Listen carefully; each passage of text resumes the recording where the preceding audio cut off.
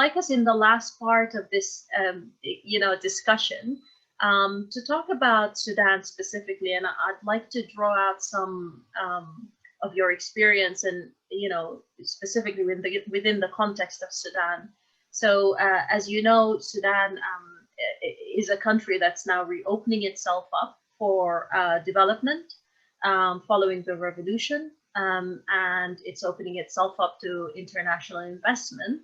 And that's after 30 years of total isolation from the international arena and a multitude of internal challenges surrounding infrastructure and security that still exist. Obviously, it's a bit of a long road to get to an ideal new Sudan, but we're getting there. So, with specific, in terms of specifically Sudan, what should a nation or sorry, the question is, why should a nation or local business put in the effort to compete in this global data analytics market? So why should a person sitting in Sudan, whether studying, a local talent, or a business, decide to become a service provider in this industry and compete in the international market? I mean, I guess the question is, why wouldn't you? It's a wide open opportunity. It's maybe it's not a new domain per se, but it's certainly been kind of garnering a lot more speed and power over the last decade or so. If you consider that the global data market is set to be worth about $41 billion this year, it is an immense opportunity, and it's been growing at a fast pace. So why wouldn't you? And especially considering that, as I mentioned earlier, everything is moving digital. Most things are moving online. All of that is data, right? Regardless of whichever service. I know, obviously my experience has been very much in the corporate real estate, the commercial real estate space in particular. But if you consider that everything is got data and is leveraging data marketing, so digital strategies, and people collect, or organizations collect data about us, me and you, in order to advertise to us services that we need and generate revenue for their clients. We look at, same when you're watching television, all those advertising strategies or that media planning is based on data. They're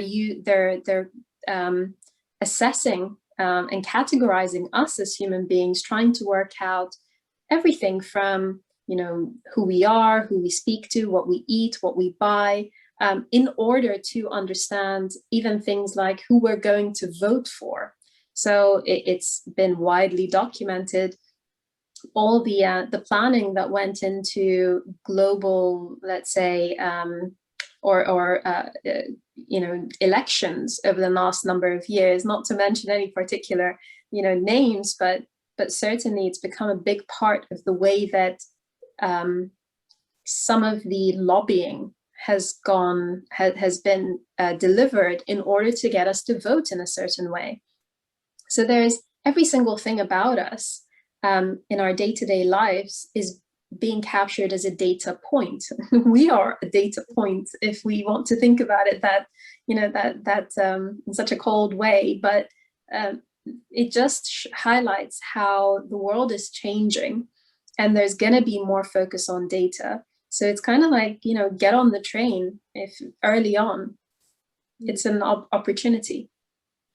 And it's interesting because in preparing for the series, I was talking to one of my colleagues at Anas Sudan, and he happened to mention to me, brought to my attention, he said, some of these large retail organizations, they're now stopping wastage by, and all the wasted costs associated with getting stock to stores that, eventually doesn't get sold, doesn't move, and then gets returned. Or perhaps doesn't even get sold in any of the locations. But now what they tend to do is they monitor the trends live in store as people are purchasing and replenishing only those products that are going. So it's literally live data collection to follow trends, or even supermarkets. So imagine how much waste is actually being,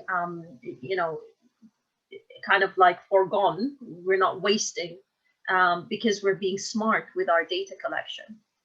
I mean, that's a really good point. And if you think about it at a more kind of micro context, if you consider an organization that is used to, for example, waste a lot of food because they used to over order food for their staff, and they become more mindful of that to limit wastage. Now, if you start to aggregate that up into the kind of at a geographical level, or country level, a global level, if we were to start to all be a bit more mindful and track our data, you think about the impact that could have on the climate and climate change, and make us a bit more sustainable, or add to our sustainability agenda. So, you know, I see the world going down in that way. I don't know if the objective is always for from a sustainability perspective. I think a lot of organizations, it'll be a commercially driven question. I know that there are a lot of organizations that are really have sustainability as high on their agenda, but ultimately, you know, data sits at the core, at the heart of that, and increasingly that's going to become more prevalent, I would say. So it's back to your original question. It's why wouldn't you? It is a wide open, growing, you know, exciting domain, and I hope you can see now that it isn't a, you know, deep dark secret within a technology program. It's actually fully part of business and your corporate strategy.